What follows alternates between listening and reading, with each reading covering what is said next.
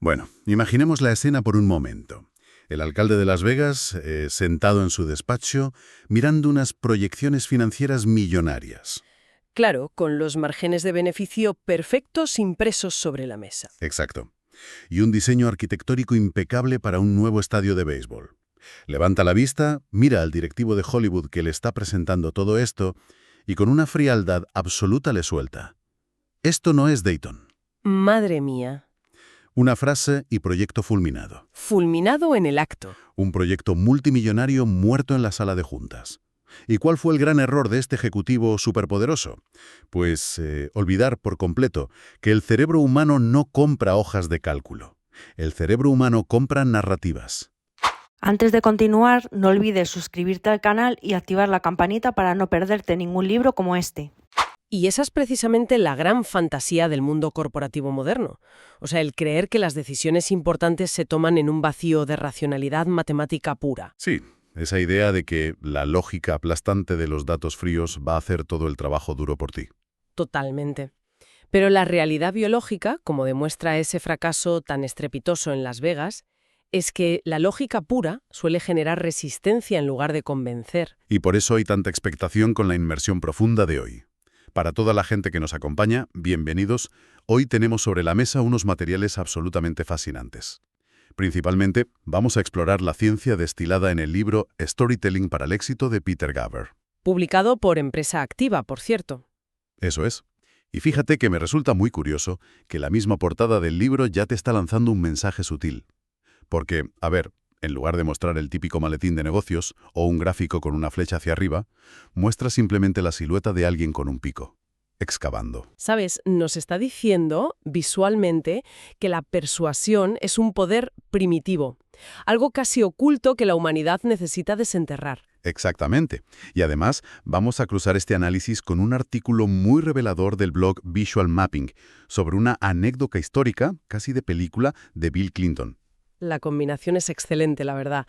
Nos permite abordar un problema universal, porque el objetivo de esta exploración exhaustiva es decodificar por qué los datos crudos y las presentaciones interminables de PowerPoint suelen aburrir y fracasar a la hora de movilizar a la gente. Mientras que las historias, por otro lado, tienen ese poder casi sísmico de abrir carteras, mover voluntades y ganar corazones. Sí, es así de radical el contraste. Liderar un equipo, vender un producto o convencer a una junta directiva escéptica, entender este mecanismo es vital. Vale, vamos a desempacar esto, porque a primera vista, todo este tema de contar historias en los negocios suena a técnica motivacional barata. O a magia, directamente. Ya, pero en realidad, todo se reduce a pura ciencia y biología. Así es. Desgranar la ciencia detrás de la narrativa es básicamente desarmar nuestra propia programación biológica, porque para entender por qué una historia funciona hoy en una sala de juntas moderna, de cristal y acero, es imprescindible retroceder en el tiempo. O sea, irnos bastante lejos. Muy lejos. Hay que viajar desde la civilización moderna directamente a la selva, hacia el origen de nuestros cerebros primitivos. Pues llévanos a esa selva, porque el material arranca con una imagen muy potente. Lo fascinante aquí es que Guber relata una experiencia antropológica real. Él lo vivió en Papúa Nueva Guinea, al observar a la tribu de los hombres cocodrilo. Madre mía, el nombre ya impone. Totalmente. Pues cuando los jóvenes de esta tribu llegan a la edad de aprender a sobrevivir, los ancianos no los sientan en círculo a leer un manual técnico de instrucciones sobre cómo cultivar la tierra o cómo hacer la guerra. Claro, no hay un PowerPoint tribal. Exacto. Su método de transmisión de conocimientos es radicalmente distinto. Lo que hacen es someter a los jóvenes a unos cortes ceremoniales en la piel para simular escamas y en medio de ese estado físico tan alterado les cuentan el mito del espíritu Nashut, que es un espíritu ancestral con forma de cocodrilo gigante, si no recuerdo mal. Así es. La leyenda narra cómo un ancestro se quedó atrapado en las profundidades del agua con este espíritu, y el espíritu le fue enseñando, a través de varias pruebas y diálogos, todas las habilidades de supervivencia. O sea que el mito no era un cuentecito para pasar el rato alrededor del fuego. ¿Qué va? Era la tecnología de supervivencia de la tribu. Era el único vehículo capaz de asegurar que la siguiente generación asimilara conocimientos que eran literalmente de vida o muerte. Y aquí es donde la ciencia moderna respalda a los chamanes de la selva, ¿no? Antes de continuar, no olvides suscribirte al canal y activar la campanita para no perderte ningún libro como este. Porque el material menciona al neurocientífico Marco Iacoboni, que lleva años estudiando el tema de las neuronas espejo. Sí, este es un concepto clave. ¿Qué ocurre exactamente en el cerebro cuando alguien relata una historia de este calibre? Pues ocurre una simulación física literal. Cuando observamos a alguien sufrir dolor o enfrentarse a un peligro en un relato bien contado, nuestro cerebro no procesa esa información como si fueran datos de un tercero. Ah, o sea que nos lo apropiamos. Exacto. Las mismas áreas neuronales asociadas al dolor o a la emoción se iluminan en el cerebro del oyente. El narrador y quien escucha se sincronizan físicamente a nivel neuronal. Brutal. El cerebro, en esos instantes, es que no distingue entre la experiencia del héroe de la historia y la propia experiencia vital del oyente. Por tanto, la gente nos está limitando a procesar ondas sonoras que entran por el oído. Están viviendo biológicamente la situación. Y fíjate que esto enlaza perfectamente con la fórmula que plantea el antropólogo Michael Wesch en los textos. La de significado más memoria, ¿verdad? Esa misma. Significado más memoria es igual a conocimiento. La tesis de Wesch es que el cerebro humano es fisiológicamente incapaz de retener información si carece de un anclaje emocional. Y esa es la clave empírica de todo esto. Los datos, sin emoción, son descartados por nuestra memoria a corto plazo. ¿Por qué? Pues porque el cerebro primitivo simplemente no los clasifica como vitales para la supervivencia. Pensándolo bien, la analogía perfecta se encuentra en la informática. Es como si los datos puros, financieros o analíticos, fueran el código fuente de un programa. O sea, imagínate una pantalla negra interminable llena de ceros y unos. Imposible de descifrar para alguien normal. Claro, la información fidedigna está ahí, es real, pero el cerebro humano no tiene una interfaz nativa para leerla o asimilarla de forma intuitiva. Y siguiendo esa misma lógica, el storytelling vendría a ser el sistema operativo, Windows o MacOS. Justo, es la interfaz gráfica. El sistema operativo coge esos ceros y unos impenetrables y los traduce en ventanas visuales, en cartitas, en colores, cosas que cualquier persona comprende de inmediato y sabe cómo manipular. Totalmente. Si un directivo entra a una reunión e intenta obligar a los inversores a leer en código binario, el fracaso está garantizado al 100%. Porque el sistema operativo es lo que traduce los datos al único lenguaje que el usuario humano siente profundamente. Y bueno, volviendo al fracaso inicial que comentábamos en Las Vegas, esto explica exactamente la humillación que sufrió el propio Peter Guber frente al alcalde Oscar Goodman. Sí, es que Guber, a pesar de ser un auténtico titán de la narrativa en Hollywood, entró en esa oficina creyendo que, al tratarse de negocios inmobiliarios, el idioma requerido era el código binario. Esa reunión es una verdadera obra maestra de lo que no se debe hacer nunca. A ver, el alcalde tenía su despacho lleno de parafernalia deportiva, fotos con famosos. Claramente era un hombre movido por el legado, por la imagen y por el orgullo de su ciudad. Y Guber ignoró todo ese contexto humano. Por completo. Lo bombardeó con tasas de interés, proyecciones de retorno de inversión, metros cuadrados de hormigón, creó un muro de números tan denso que el alcalde levantó sus defensas al instante. Claro, la famosa frase de «esto no es Dayton, chico», fue un rechazo frontal, pero no a los números en sí, sino a la absoluta falta de alma de la propuesta. Eso es. Y al salir de allí, Guber tuvo una revelación bastante dolorosa. Y se dijo a sí mismo la frase que lo cambió todo. Se te olvidó contar una historia, imbécil.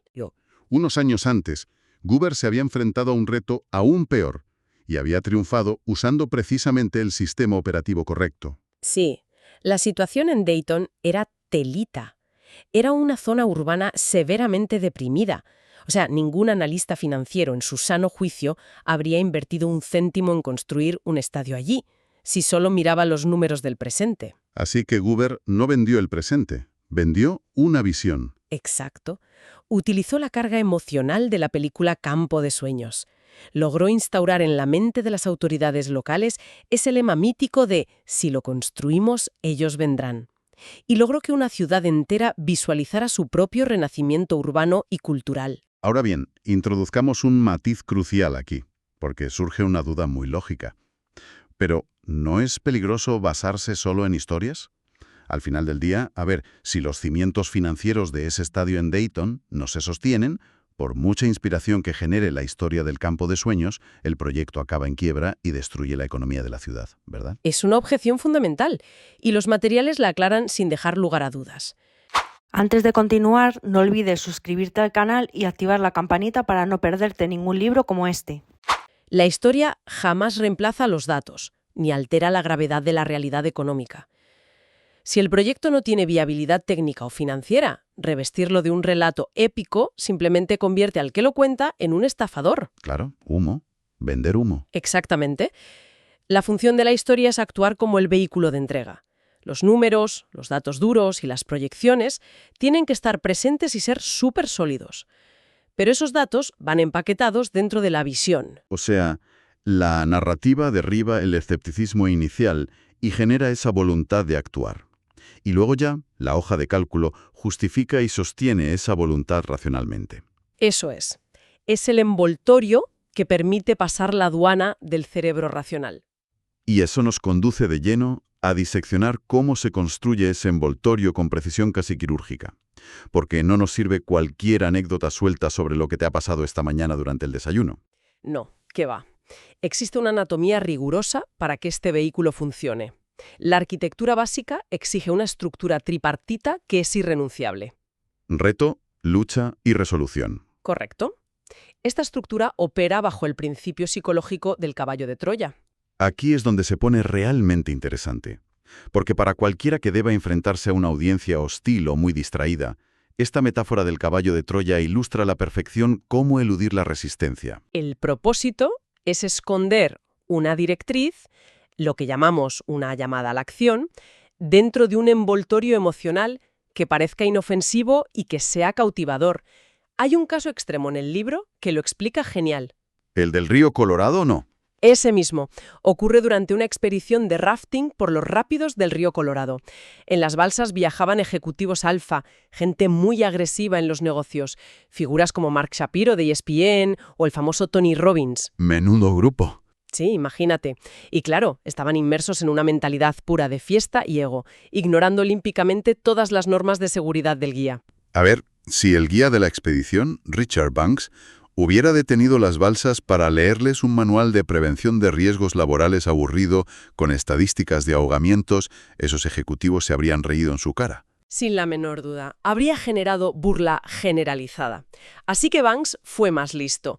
Detuvo las barcas justo antes del tramo más letal del río, una zona conocida como Lava Falls, un monstruo de agua blanca ensordecedora. El peligro era inminente.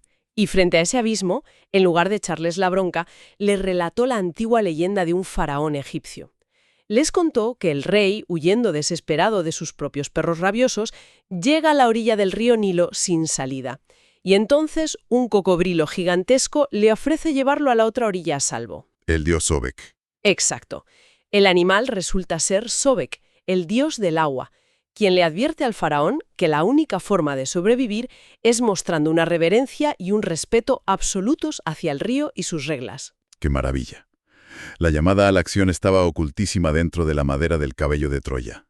El mensaje real era, si no respetan este río ahora mismo, los va a devorar vivos. Tal cual. El reto inicial era la supervivencia extrema. La lucha era ese enfrentamiento inminente contra las fuerzas salvajes de la naturaleza. Y la resolución era el pacto de sumisión y respeto hacia el entorno. Y funcionó, claro. Totalmente.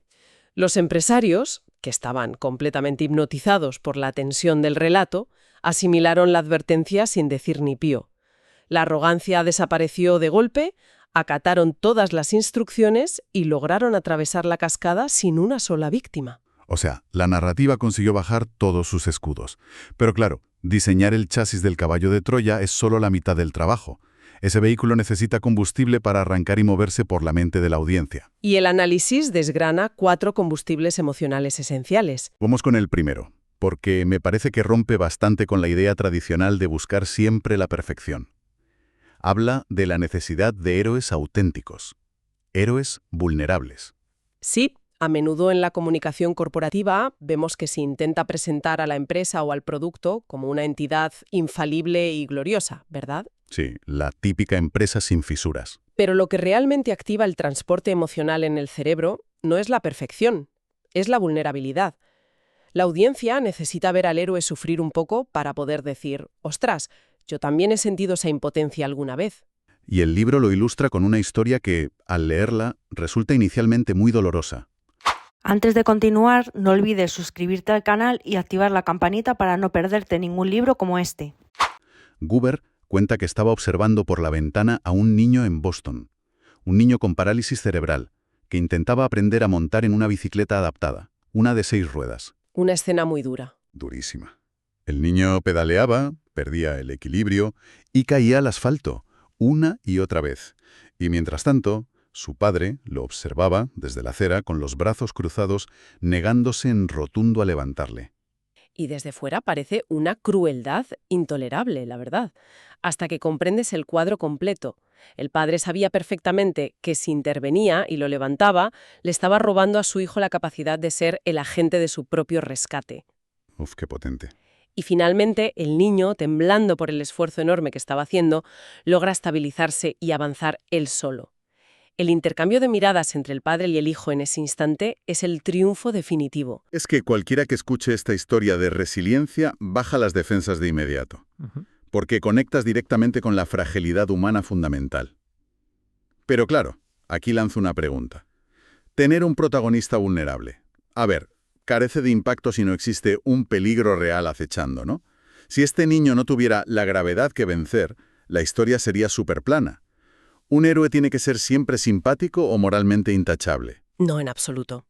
Lo que importa es que sea reconocible, que genere esa empatía de siento tu dolor.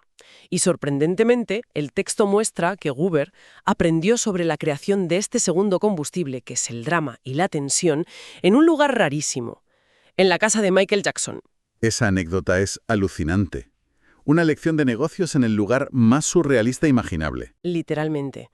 Michael Jackson quiso demostrarle a Goober cómo capturar la atención incondicional de una audiencia, así que lo llevó a ver el inmenso terrario de su serpiente mascota, que se llamaba Muscles. Y dentro del terrario había un diminuto ratón blanco, vivo. Sí, totalmente paralizado por el terror. Y Jackson le explicó a Goober algo clave. A la serpiente no le atraían en absoluto los ratones muertos. El depredador se alimentaba de la tensión. Utilizaba el miedo, ese instinto primigenio de anticipación. El no saber exactamente en qué maldito segundo va a producirse el ataque mortal es lo que te mantiene con los ojos abiertos de par en par. Esa es la clave. Ese espacio de incertidumbre entre lo que la audiencia desea que ocurra y el temor atroz a que suceda un desastre. Esa es la definición pura del drama. Claro, si una presentación de negocios no contiene ningún riesgo, si no hay un abismo metafórico que evitar, la mente del oyente simplemente se desconecta por aburrimiento. Exacto. Esa tensión obliga a mantener la atención. Pero ojo, para que el mensaje se interiorice de verdad, se necesita el tercer combustible. El momento de la epifanía. El momento ¡ajá! Eso es. Y el ejemplo de Magic Johnson en las fuentes es brillante para explicar esto. Resulta que la compañía Sony quería construir complejos de cines de primer nivel en barrios afroamericanos muy deprimidos de Los Ángeles. Pero el proyecto estaba totalmente paralizado por el pánico. Tenían miedo de que las bandas callejeras destruyeran las instalaciones en 2 días. Lógico. La lógica corporativa tradicional que sugería, pues levantar muros más altos, poner vallas o contratar ejércitos de guardias de seguridad armados, lo cual, evidentemente, solo habría generado más rechazo y más violencia. Sin embargo, Magic Johnson, que estaba involucrado en el proyecto, aportó el giro conceptual decisivo: la propiedad local. Ese fue el momento ajá. Entender que si la comunidad sentía que los cines les pertenecían a ellos mismos se encargarían de protegerlos frente a cualquiera. Y la prueba de fuego de esa teoría fue digna de una película de acción. Porque durante la construcción de los cines, un cabecilla de una banda local se presentó allí en la obra para imponer su dominio y dejar claro quién mandaba. Y en lugar de llamar a la policía, que habría sido lo típico, el jefe de seguridad de Magic Johnson se interpuso en su camino, que por cierto, ese jefe de seguridad era casualmente el antiguo guardaespaldas del boxeador Mike Tyson. Casi nada. Casi nada. Y la confrontación se resolvió dándole al pandillero una elección dicotómica muy contundente. O aceptaba un empleo asalariado allí mismo, en la construcción de los cines, y se convertía en parte del proyecto. o la situación terminaba con él en el hospital. Y eligieron el trabajo. Eligieron el sentido de pertenencia. El giro maestro no fue usar la fuerza física en sí, sino cambiar el paradigma del miedo por el orgullo de propiedad comunitaria. Antes de continuar, no olvides suscribirte al canal y activar la campanita para no perderte ningún libro como este. Los cines se inauguraron sin un solo incidente y fueron increíblemente rentables. Esta epifanía demuestra que la empatía cultural supera barreras que los datos puros jamás podrían derribar. Lo cual enlaza de forma súper orgánica con el cuarto y último combustible de este caballo de Troya, el efecto multiplicador de pasar de yo a nosotros. Ah, el caso de YouTube. Buenísimo. Sí, cuando los fundadores de YouTube, Chad Hurley y Steve Chen, buscaban esa financiación inicial tan difícil, no entraron a las reuniones intentando vender la idea megalómana de crear el mayor archivo audiovisual de la historia de la humanidad. Para nada. Simplemente compartieron con los inversores una frustración personal muy mundana. El no poder enviar por correo electrónico unos vídeos que habían grabado durante una cena con amigos. Pesaban demasiado y no pasaban. Y al exponer esa frustración tan cotidiana, activaron una resonancia inmediata. Transformaron un obstáculo individual puramente técnico en una experiencia universal. Claro. En el momento en que quien escucha la historia asiente con la cabeza y piensa, «Ostras, a mí también me ocurre eso constantemente», la conexión está sellada. A partir de ahí, la persuasión es un mero trámite. Bueno, hasta este punto del análisis, el foco lo hemos puesto en las narrativas que se diseñan conscientemente, historias para inspirar o para vender un proyecto. Pero el texto da un giro profundo, muy interesante, al abordar el reverso oscuro de esta moneda. Las historias invisibles. Eso es, las narrativas subconscientes que todas las personas llevamos grabadas a fuego en el cerebro y que operan como filtros perceptivos implacables en nuestro día a día. Llegamos a un nivel de comprensión superior aquí. Es reconocer que la audiencia ya tiene un guión reproduciéndose en su cabeza mucho antes de que el orador siquiera abra la boca. Guber demostró bastante maestría al preparar su terreno mental para conseguir el contrato de la música en los Juegos Olímpicos de Los Ángeles, allá por 1984. Sí, él entendió rápido que si se presentaba ante el Comité Olímpico vendiendo un disco de vinilo, su oferta iba a ser percibida como un vulgar intento comercial, y lo iban a rechazar. Así que cambió su propia historia interna. Se inspiró en un viaje que hizo a África, donde sintió la euforia visceral del deporte. Y en lugar de vender discos, vendió a la Junta la emoción de la victoria. Pero, ojo, que esas historias internas también pueden ser auténticas bombas de relojería, traumas ocultos que nos sabotean decisiones críticas sin darnos cuenta. El viaje de Guber a Tailandia ilustra este autosabotaje a la perfección. Menudo desastre de viaje. Acudió al Palacio Real, nada menos, para persuadir al monarca tailandés de que combatiera la piratería internacional en su país. Y para ello iba armado con una copia pirata de la película Rain Man que había comprado allí mismo. Todo parecía bien planeado, pero al entrar en la inmensa sala del palacio, la presencia de un oficial militar ataviado con un uniforme repleto de medallas detonó en Guber una respuesta psicológica devastadora. Sí, las medallas de ese uniforme actuaron como un resorte. Transportaron la mente de Guber directamente a su infancia. Le recordaron, pero de forma supervivida, a un director de escuela extremadamente autoritario que lo había humillado y expulsado injustamente cuando era niño. Imagínate el bloqueo. La carga traumática de esa historia infantil, que no estaba resuelta, fue tan abrumadora que Guber perdió todo su aplomo. Intimidado, sudando frío, procedió a soltar su discurso persuasivo íntegro a ese oficial de protocolo. Mientras el verdadero rey de Tailandia, que resulta que estaba vestido con un traje civil súper discreto, observaba la extraña escena desde el otro extremo de la sala, en silencio. O sea, la historia interna del narrador lo cegó por completo frente a la realidad externa. De ahí la urgencia de desarrollar lo que llamamos inteligencia narrativa, la capacidad necesaria para leer la historia oculta de la contraparte. Fíjate en cómo lo hizo el magnate de los medios Ted Turner. El caso de Larry King. Exacto. Turner logró retener al mítico presentador Larry King en la cadena CNN justo en el momento en que Guber le había puesto sobre la mesa una oferta económica estratosférica para irse con él. ¿Y cómo lo retuvo? Simplemente apelando al trauma central de la vida de King. Turner sabía que el padre de Larry King había fallecido trágicamente cuando el periodista era solo un niño. Y eso le había dejado una herida profunda y un terror crónico al abandono y a la deslealtad. Y armando ese conocimiento psicológico, Turner no le ofreció más dinero para igualar la oferta. Simplemente se sentó frente a él y pronunció 2 palabras. Antes de continuar, no olvides suscribirte al canal y activar la campanita para no perderte ningún libro como este. Dime adiós. Wow. Puso todo el peso de la deslealtad sobre los hombros de King, activó ese temor visceral, y el presentador rechazó la fortuna de la competencia solo para quedarse en CNN. Es un uso de la empatía como herramienta de retención implacable. Absolutamente. Igual que hizo la diseñadora Norma Kamali en el mundo de la moda. Ella comprendió el dolor silencioso de las madres sin recursos en Manhattan que se sentían avergonzadas de su aspecto cuando iban a las reuniones escolares, y diseñó ropa accesible para grandes almacenes bajo el lema «diferente pero igual», devolviéndoles la dignidad. La empatía como motor de negocio. Y este dominio de la narrativa oculta encuentra su máxima expresión en terrenos muy complejos, como la alta política. El artículo del blog Visual Mapping disecciona un caso histórico asombroso que ilustra esto a la perfección. Sí, y al introducir este último caso, basado en las primarias presidenciales de Estados Unidos del 92, es crucial aclarar para quien nos escucha que esto lo analizamos puramente como una clase magistral de mecánica narrativa. Por supuesto. El propósito aquí no es adentrarse en valoraciones políticas ni apoyar ideologías de ningún tipo, ni de un lado ni del otro, sino observar con lupa cómo una estructura narrativa específica cambió el rumbo de los acontecimientos históricos, tal y como detallan las fuentes. El rigor analítico ante todo. El escenario de este caso era crítico. La campaña del entonces candidato Bill Clinton estaba colapsando.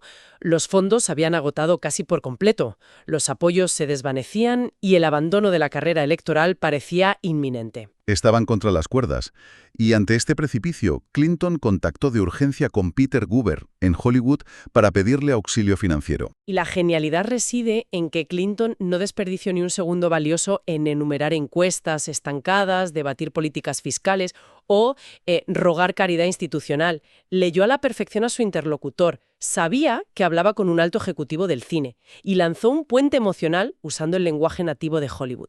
El sistema operativo de Guber, básicamente. Exactamente. El análisis visual del caso muestra cómo Clinton recurrió a la mítica película del oeste Solo ante el peligro. Le preguntó a Guber si recordaba la trama de la película y luego trazó un paralelismo milimétrico. Se comparó a sí mismo con el sheriff interpretado por Gary Cooper. Sí, un hombre justo que ante la llegada de forajidos peligrosos es abandonado cobardemente por los habitantes de su propio pueblo. Y el clímax de la metáfora fue posicionar a Guber como ese único aliado solitario, valiente y necesario, capaz de empuñar un arma junto al sheriff antes de que el reloj marque el mediodía. Es asombroso, de verdad. Literalmente introdujo a un inversor en el papel de héroe salvador dentro de un western de la vida real. Y claro, la táctica anuló cualquier resistencia lógica. Totalmente cautivado por la escala épica de la analogía, Guber levantó el teléfono.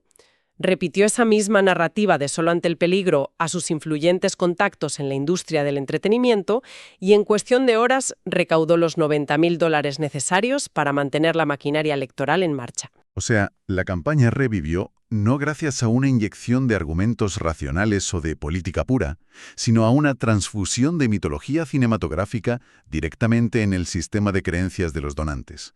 Entonces, ¿qué significa todo esto? Al dar un paso atrás y observar todas estas piezas juntas, surge una reflexión profunda. El storytelling en sí mismo es completamente agnóstico. Es una pieza de tecnología humana. Es como un automóvil. A un automóvil le da igual quién conduzca. Exacto. A un coche no le importa quién va sentado al volante, ni cuál es el destino que pones en el GPS. Esta estructura biológica del caballo de Troya puede emplearse para fines profundamente empáticos, como ayudar a un niño a encontrar su autonomía o dotar de dignidad a comunidades enteras. O puede utilizarse con una precisión clínica y fría para cerrar acuerdos empresariales implacables o asegurar victorias electorales. Si conectamos esto con la imagen completa, esa es la gran conclusión. Dominar este arte no consiste simplemente en adquirir un barniz de carisma superficial o en memorizar un par de chistes para romper el hielo en las reuniones. No, es mucho más profundo. Se trata de un estudio exhaustivo de la biología del cerebro y de la arquitectura de la vulnerabilidad humana.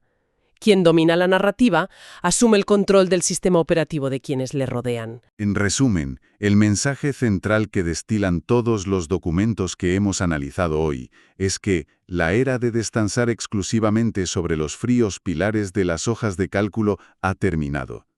Antes de continuar, no olvides suscribirte al canal y activar la campanita para no perderte ningún libro como este. Si el objetivo es generar movimiento real, si necesitas que una audiencia abandone su zona de confort y actúe de verdad, la única vía efectiva es el transporte emocional. Hay que construir un caballo de Troya impecable que cruce las murallas del escepticismo, porque, en última instancia, es en el terreno de las emociones donde el cerebro toma la decisión de firmar el cheque. Y fíjate que esa realidad biológica nos deja frente a una incógnita inmensa de cara al futuro cercano. Porque si ha quedado tan claro que el éxito persuasivo radica en cómo las neuronas espejo humanas reaccionan visceralmente ante la demostración de vulnerabilidad, ¿cuál será el escenario en la próxima década? ¿Te refieres a la tecnología, supongo? Sí, a la inteligencia artificial. ¿Qué va a pasar cuando los modelos de inteligencia artificial aprendan a generar estas arquitecturas narrativas de forma hiperrealista y automática? El mero planteamiento resulta fascinante e inquietante a partes iguales. Es un horizonte que exige reflexión obligatoria. Imaginemos algoritmos capaces de escanear nuestro historial digital, detectando nuestros miedos ocultos y los traumas infantiles no resueltos de una población entera. Máquinas diseñando caballos de Troya a medida, calibrando sintéticamente los 4 combustibles emocionales para simular una vulnerabilidad perfecta frente a nosotros. Aunque detrás de ese código no haya ningún corazón humano latiendo, ni dolor real que compadecer. Exacto. La gran pregunta es, ¿estarán nuestros cerebros biológicos capacitados para detectar que la empatía que reciben es 100% artificial? ¿O la humanidad será hackeada neurológicamente por sistemas que comprenden los resortes de nuestro propio dolor mejor que nosotros mismos? Madre mía. Una idea tremendamente provocadora para cerrar esta sesión. Genera una pregunta inevitable para el futuro. La próxima vez que alguien presente un relato desgarrador, una epifanía perfectamente orquestada o un acto de vulnerabilidad calculado en una pantalla o en una sala de reuniones, habrá que preguntarse quién o qué algoritmo ha tallado realmente la madera de ese caballo de Troya. Para la gente que nos acompaña al otro lado, la invitación queda abierta. Intenten identificar la anatomía de las historias que les rodean en la próxima presentación a la que asistan. Hasta la próxima exploración. Antes de continuar, no olvides suscribirte al canal y activar la campanita para no perderte ningún libro como este. Libros que abren puertas, palabras que enseñan más. Dinero y libertad, todo lo vas a lograr.